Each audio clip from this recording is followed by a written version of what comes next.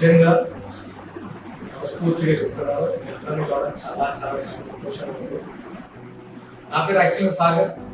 నాకు RK Naidu క్యారెక్టర్తో RK నాకు respect వచ్చిన క్యారెక్టర్. దాన్ని నేను ఫస్ట్ ఆర్కే సాగర్తో నేను ఇండస్ట్రీలో కట్టిన అవుతున్నాను. My heartful words. నేను కాకి చొక్కా వేసుకున్నాను కానిస్టేబుల్ దగ్గర నుంచి డీజీపీ గారి వరకు.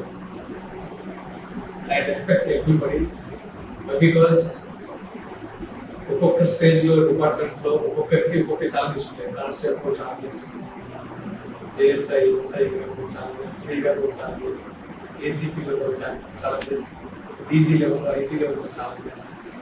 ఇవన్నీ అందరూ ఛాలెంజెస్ ఫుల్ఫిల్ చేయాల్సింది. ఫుల్ఫిల్ చేస్తేనే సొసైటీ ఇంత ప్రశాంతంగా ఉండగలుగుతుంది. లేకపోతే మీరంటూ లేకపోతే సొసైటీలో ఉండేది కాదు. సో నేను ఇక్కడికి రావడం నేను ఫస్ట్ ఆఫ్ ఆల్ చాలా అదృష్టంగా ఫీల్ అవుతాను. ఎందుకంటే మీరు రియల్ లైఫ్లో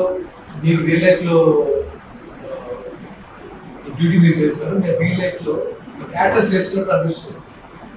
అది మీరు ఎలా చేస్తారు? ఇంత కష్టాన్ని మేము రీటేక్స్ చేస్తుంటా ఉంటే మేము బాడీ లాంగ్వేజ్ చూసి ఇన్స్పైర్ అవుతాం. మీరు రియల్గా చేసిన కేసులను చూసి ఇన్స్పైర్ అవుతాం. రియల్గా ఫైట్స్ మేము ఇన్స్పైర్ అవుతాం. సో ప్రతిదీ మేము మా యాక్టర్స్ ఇన్స్పైర్ అయ్యేది ఈ రియల్ లైఫ్లో వచ్చాం. రియల్ లైఫ్ పోలీస్ ఆఫీసర్స్ వచ్చాం. So once again thanks to all and my friend Kumar and Janaki గారు, రమేష్ గారు, దిస్ ఆపర్చునిటీ. మీతో నేను ఇంటరాక్ట్ అవ్వాలనుకుంటున్నాను. Can ask some questions. మహిళలు కూడా ఉన్నారు. మిమ్మల్ని అడుగుదాం, మేము స్టార్ట్ అవుతాం క్వశ్చన్స్. మీరు ఎలాంటి ఛాలెంజెస్ ఫేస్ చేశారు? కావాల్సిన ఫెసిలిటీస్ లేకపోవడం వల్ల అంటే చాలా ఇబ్బంది ఎదుర్కొంటాం. అయినా కూడా డ్యూటీ పద్ధతిని తీసుకొని చేస్తూ వస్తున్నాం. అంటే మీ హైయర్ అఫీషియల్స్ అంటే సపోర్ట్ అదంతా బాగుంటుంది కదా? అంటే సపోజ్ మీకు ఏమైనా ప్రాబ్లమ్స్ ఉంటే మీ హైయర్ అఫీషియల్ దగ్గరికి వెళ్తే అది తీర్చడానికి వాళ్ళు విల్లింగ్గా సపోర్ట్ చేస్తారన్న. మీకు పిల్లలు ఉన్నారా? మీకు ఫ్యామిలీలో ఎలాంటి ఇబ్బందులు అంటే మీకు డ్యూటీ అంటే రెగ్యులర్ డ్యూటీ కాదు, 24/7 మీకు ఒక టైం అంటూ ఉంటుంది స్పెసిఫిక్గా. నాకు తెలిసి ఫ్యామిలీకి టైం ఇవ్వడం అనేది కొంచెం తక్కువ. ఫ్యామిలీ సపోర్ట్ ఉంది కాబట్టి మేము చేస్తున్నాం. మ్యాక్సిమం వాళ్ళ సపోర్ట్ వాళ్ళు కూడా మా డ్యూటీ పర్పస్ ఏంటంటే తెలుసుకొని మాకు సపోర్ట్ ఇస్తున్నారు కాబట్టి మేము కూడా చేయగలుగుతున్నాం. మంచి పొజిషన్ అనుకున్న రీచ్ అవ్వాలని మనస్ఫూర్తిగా కోరుకుంటున్నాను. ఫ్యామిలీ బ్యాక్గ్రౌండ్ వచ్చేసి 6 మెంబర్స్ ఆడపిల్లలు. అయితే మా నాన్న అక్కడిని చదువుకోలేదు. ఏంటంటే వాళ్ళందరినీ డెలివరీ చదివించేసి ఆఫ్ చేస్తున్నారు. నన్ను మాత్రం మా అక్కలు మా నాన్నతో లాడి ఖచ్చితంగా చదవాలి, ఎవరో ఒకళ్ళు జాబ్ చేయాలి అలా చెప్పేసి అడిగి మరి వచ్చి ఒక 1 ఇయర్ కోచింగ్ చేసి యాక్చువల్లీ నేను బ్యాంక్ ఆఫీస్ పెట్టి కోచింగ్ తీసుకున్నాను. ఏదో ఒకటి జాబ్ అయితే ఉండాలి కంపల్సరీ అని అప్పుడు నోటిఫికేషన్ రాసిన. అసలు ఉంటుంది బయట చూస్తాం కదా పోలీస్ అంటే అమ్మ అని భయం. రెస్పెక్టబుల్ జాబ్ అంటే సొసైటీ మొత్తం ఎవరు చెప్పినా సరే రెస్పెక్టబుల్ జాబ్ అంటే గ్రేట్. హెల్ప్ చేయాలన్నా ఏదంటే ఇంకేదన్నా మాటలు సహాయమే కావచ్చు, ఏదైనా కానీ యూనిఫామ్ లో ఉండి చేస్తే ఒకలా ఉంటుంది, బయట ఉండి చేస్తే ఒకలా ఉంటుంది. సో అంటే ఇది ఒక ఆపర్చునిటీగా ఫీల్ అవుతుంది.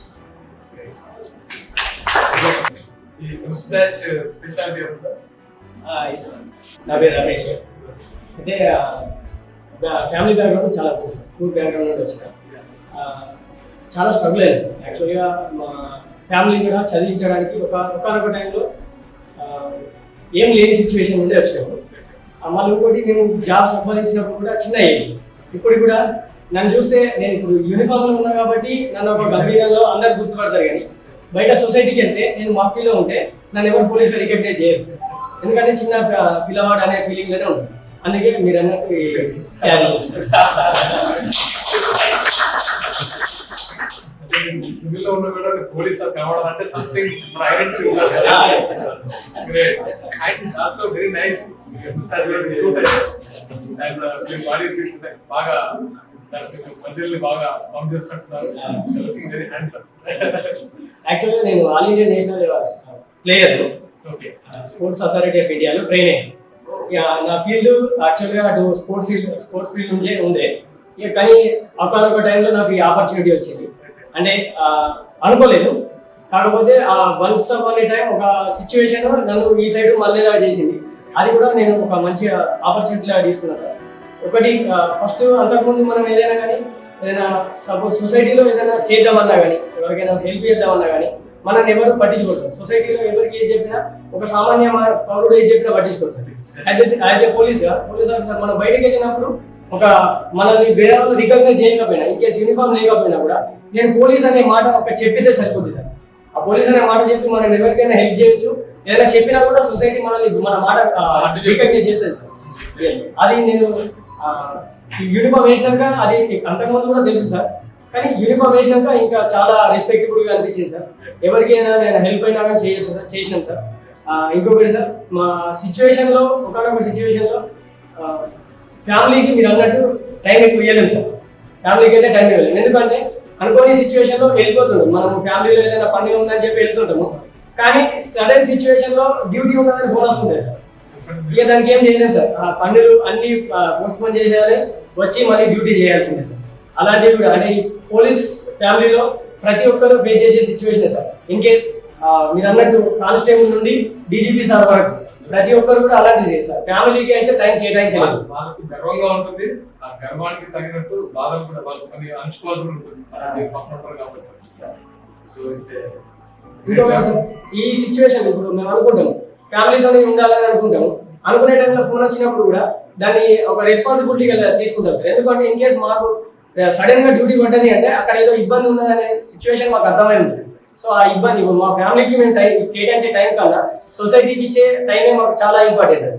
సో జాయిన్ అయిన రోజే తెలియకుండా ఒంటి మీద యూనిఫామ్ పడిన రోజే మీరు మీ గురించి ఆలోచన మర్చిపోతారని నా ఉద్దేశం. Yes sir. ఐ థింక్ ఎందుకంటే నేను చాలా మంది ఆఫీసర్స్ కలిసాను, సేమ్ లైక్ అంటే ఏ స్టేజ్ అయినా సరే, ఎస్ఐ అయినా సిఐ అయినా ఏ స్టేజ్ అయినా సరే, వాళ్ళు ఒంటి మీద యూనిఫామ్ పడిన వాళ్ళు సర్వీస్ ఓరియంట్లోకి వెళ్ళిపోయి వాళ్ళ లైఫ్ నడుచుకుంటారు. First society, after that family, after that you. దీనికి ఒక రీజన్ ఉంది సార్. ఒకసారి మేము సెలెక్ట్ అయినాక మేము ట్రైనింగ్ ఇన్స్టిట్యూట్ లో అడుగుపెట్టిన ఫస్ట్ రోజు నుంచే మమ్మల్ని మా ట్రైనర్స్ అదే రకంగా మమ్మల్ని కంటిన్యూ చేయిస్తారు సార్. అంటే మాకు ట్రైన్ చేయించడమే మాకు ఒక 1 year లేదా 9 months పీరియడ్ ఉంటుంది సార్. ఆ పీరియడ్ లో మీరు అన్న విధంగానే మమ్మల్ని మోల్డ్ చేసేస్తారు సార్. సో అప్పటి నుంచి మాకు అది అలవాటు అయిపోతుంది. ఇక బయటకు వచ్చినాక కంప్లీట్ మేము ఒక పోలీస్ మ్యాన్ లాగా మీరు అన్న విధంగానే తెలియకుండానే అట్లా మారిపోతుంటాం. It's my personal experience. Share చేసుకుంటాను. when I am doing Arcane character 2009 వరకు చేశాను. గుర్తుందని నేను ఒకరోజు యూనిఫామ్ తెచ్చారు. ఫస్ట్ యూనిఫామ్ తెచ్చి కాస్ట్యూమ్ లో పెట్టారు. అప్పుడు మన జాబ్స్ మన మౌల్డ్ అయిపోతుంది. నేనే అలా ఫీల్ అవుతాయి. ఇయర్స్ టుగెదర్ మీరు సర్వీస్ చేస్తుంటే మీకు ఎంత ధైర్యం అంటే ఆ యూనిఫామ్ వేసుకున్న ధైర్యం లోపల చాలా పెట్టిగా ఎవడైనా సరే అవుతున్నాడు అనే ఫీలింగ్ వస్తుందని నా అనుకుంటున్నాను. అండ్ దాని సస్పెన్షన్ వచ్చింది ఎపిసోడ్ ఉంటుంది. అది తీసేసి అంటే యూనిఫామ్ వదిలేసారు. ఆ సస్పెన్షన్ అది వదిలేసినప్పుడు నేను ఒక 1 week to 10 days నేను యూనిఫామ్ వేసుకోకూడదు. అలాగే నేను చాలా అప్సెట్ అయ్యాను. యూనిఫామ్ లేకపోతే కనబడుతున్నాయి వాళ్ళు ఏంటి అలాంటిది. చిన్న చిన్న అంటే అఫ్కోర్స్ మీకు అలాంటి ఏమున్నాయంటే మీరు మీరు తప్పు ఉండొచ్చు, లేకపోతే అవతల తప్పు ఉండొచ్చు, లేకపోతే డిపార్ట్మెంట్ రకరకాల జరుగుతుంటాయి ఇష్యూస్. అలాంటి సందర్భంలో మీరు ఎలా ఫీల్ అవుతారు? మీ పనిష్మెంట్ ఎలా ఉంటుంది కదా. అట్లాంటి టైంలో ఒక పోలీస్ ఆఫీసర్ ఎప్పుడు కూడా తన లైఫ్ మొత్తం పోలీస్ ఆఫీసర్ గానే ఊహించుకుంటాడు సార్. ఒక్కసారి తన మీద యూనిఫామ్ లేదు అనే ఫీలింగ్ ఇక తనకు లైఫే లేదనే ఫీలింగ్ వెళ్ళిపోతుంది సార్. ఎందుకంటే without uniform we can imagine our self, అంతే సార్. అది మాకు చాలా బాగా ఎస్ సార్. మీరు అన్నట్టే సార్, ఈ యూనిఫామ్ ఒక్కసారి పైన పడితే ఆటోమేటిక్ గా ఛాతీ నిలబడుతుంది sir. Feel proud. Body language almost thank you కాదన సిరిసిల్ల డిస్ట్రిక్ట్ ఇక్కడే సెలెక్ట్ అయ్యాను. I'm very happy. First of all నేను 2018 బ్యాచ్ కాన్స్టేబుల్ కూడా చేశాను. అండ్ మళ్ళీ తర్వాత మళ్ళీ ఎగ్జామ్ 20లో మళ్ళీ RSI. సో నా కాన్స్టేబుల్ చేసే సిచ్యువేషన్స్ ప్రతి స్ట్రగుల్ అనేది కొంచెం చాలా వరకు అయింది. చేసిన 1.5 year కావచ్చు.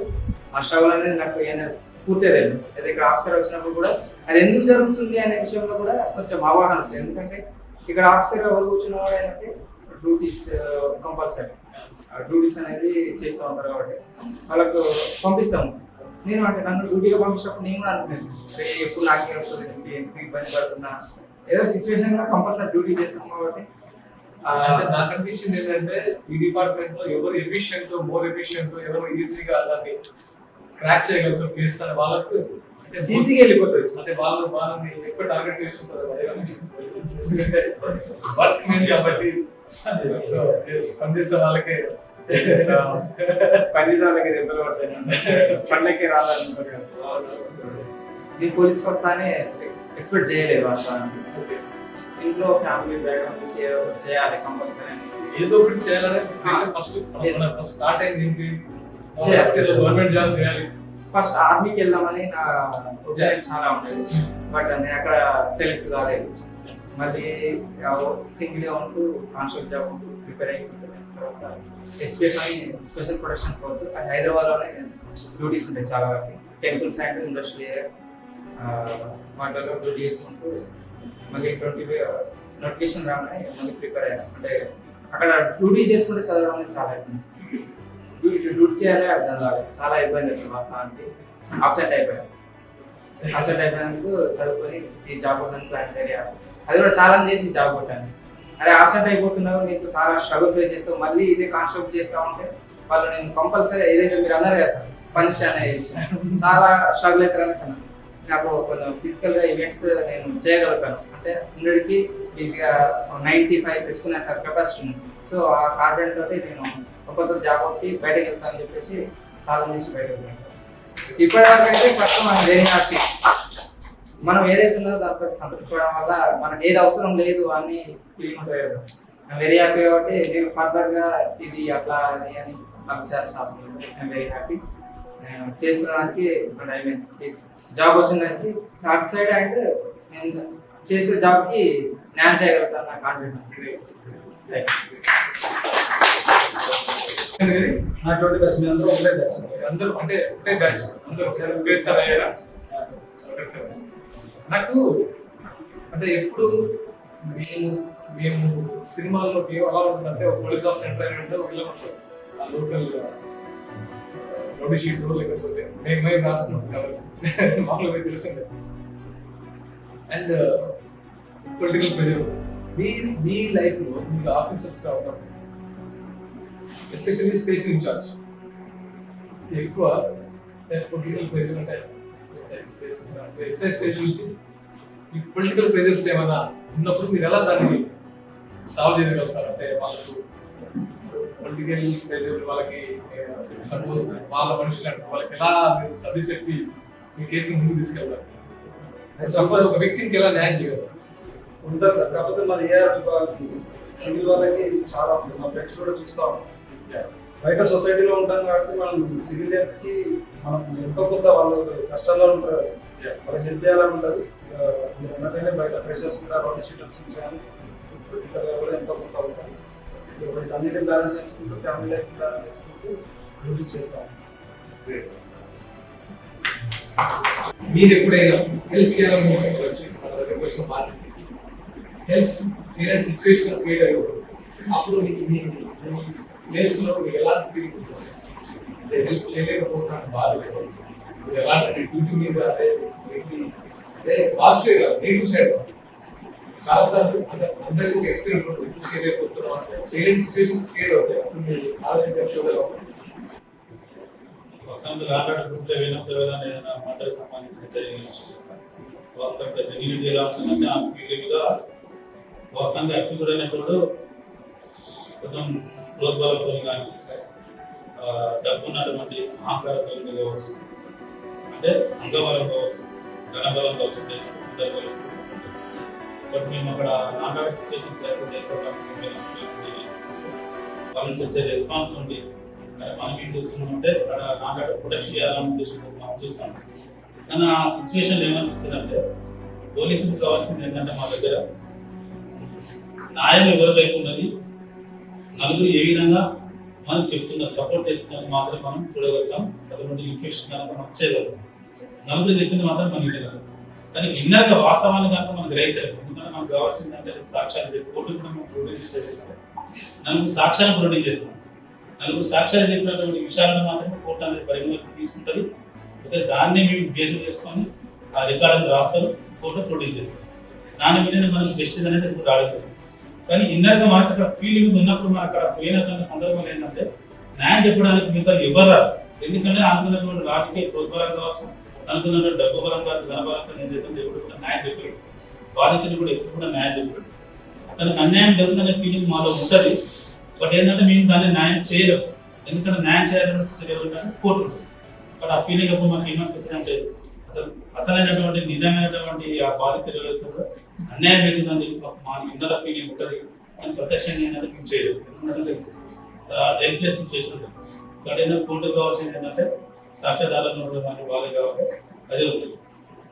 ఆ ఉద్దేశం ఏంటంటే మాకు ఇన్ఫార్మ్ చేసుకుంటే న్యాయం చేయడానికి పరిస్థితి ఏర్పడుతుంది. ఆ బాధితునికి ఎవరు కూడా ముందు అసలు చేయలేడు కదా. మేము పోలీసులు ఇన్ఫార్మ్ ఏంటంటే అక్కడ డ్యూటీలో ఉన్నాం. కానీ డ్యూటీలో ఉన్నాడు ఎంత చెప్పినా కానీ కోర్టు ముందు కనుక అది ఎప్పుడు కూడా అది కన్ఫెషన్ స్టేట్మెంట్ అనేది కాదు. పోలీసులు ఎప్పుడు కన్ఫెషన్ దానికి కోర్టు కానీ అంగీకరించి ఎవరు చెప్పాలి లైవ్ విట్నెసెస్ ఎవరైతుందో కోర్టు చెప్పినప్పుడు మాత్రమే ఆ బాధితునికి న్యాయం జరుగుతుంది. కానీ ఆ బాధితునికి న్యాయం జరగాలంటే కనుక విట్నెసెస్ ఎవరు చెప్తారంటే బాధితునికి చెప్పారు. అక్యూజ్డ్ పరంగా మాత్రం వాళ్ళు కాబట్టి అక్యూజ్డ్ ఇక్కడ కోర్టు నుంచి అన్ని వీక్ కోర్టు కారణం ఏంటంటే అక్యూజ్డ్ పరంగా తను ఉన్నటువంటి వాళ్ళనే వాళ్ళు చెప్పలేని సిచ్యువేషన్ ఉంటారు కాబట్టి బాధితులు అన్యాయం జరుగుతుంది. పోలీసులు మేము వేసుకున్నాం కాబట్టి ఉంటాయి న్యాయం అలాంటి ఉండే సందర్భం ఉంటుంది. వాళ్ళని ఏం చేయాలి ఎందుకంటే చట్టం బహిరంగ పెట్టి చెప్పలేని సిచ్యువేషన్ మన ఏంటంటే మనసులో ఉంటుంది, బాధ ఉంటుంది కదా. ఫస్ట్ టైం మనం కలిసి కలుస్తారు కానీ మనతో ఏదైనా సహాయం చేయగలరు. న్యాయపరంగా మాత్రం సలహా మాత్రం ఇవ్వగలరు. ఇట్లా వెళ్ళి ఎందుకంటే మీకు ఏముంటుంది ఎవిడెన్స్ ప్రకారంగా ఉంటుంది. మానిటర్ అయ్యే వీడియోస్ మాత్రం ఫుటేజ్ చేసి చెప్పగలుగుతాం. న్యాయం 99% అలాంటి వాళ్ళకి వస్తుంది. ఎందుకంటే అది ఎవిడెన్స్ లేటెస్ట్ మనం చూసుకున్న టెక్నికల్ ఎవిడెన్స్ సంబంధించి దాని పరంగా అందుకని ఎవరు కూడా ఈ బాధితున్నప్పుడు ఎవరు కూడా మనకి అన్యాయంగా జరగదు. అందుకే ఒక కోర్టు మూట ఉంటుంది. 100 మంది బాధితులు నిర్దోషులు ఏదో దోషులు తప్పించుకున్నా మంచిది కానీ ఒక నిర్దోషి అంటాడు తప్పించుకోవడానికి ఒక కాన్సెప్ట్ ఏంటంటే టెక్నికల్ ఎవిడెన్స్ కూడా మనం కోర్టు మంది తీసుకొచ్చాం. ఎందుకు అంగబలం ఉన్న వారికి డబ్బు బలం ఉన్న ఎవరైతే కనుక వాళ్ళ డిస్కస్ విట్నెసెస్ చెప్తుందో అది కాకుండా కనుక పోలీస్ పరంగా మీట్ చేసేవాళ్ళు ఏం చేస్తాం టెక్నికల్ ఎవిడెన్స్ కూడా సైంటిఫిక్ ఎవిడెన్స్ తీసుకున్నా కూడా బాధితులకు న్యాయం చేసే పని మాత్రం చేయగలుగుతాం. ఒక పోలీస్ డిపార్ట్మెంట్ మీద ఒక సినిమా చూస్తున్నాం.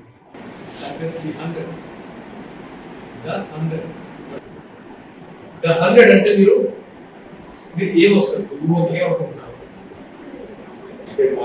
పోలీస్ డిపార్ట్మెంట్ లో పెట్టింది 100 అనగానే ఏ ఆపదలో ఉన్నా కూడా 100 అనే దానికి తయారు చేస్తే ఎట్ ఏ టైం నుండి మీ యొక్క సమస్యలు కూడా పరిష్కరించడానికి మేము ఎల్లవెల్ల రెడీ ఉన్నామని చెప్పి పెట్టినప్పుడు ఆన్సర్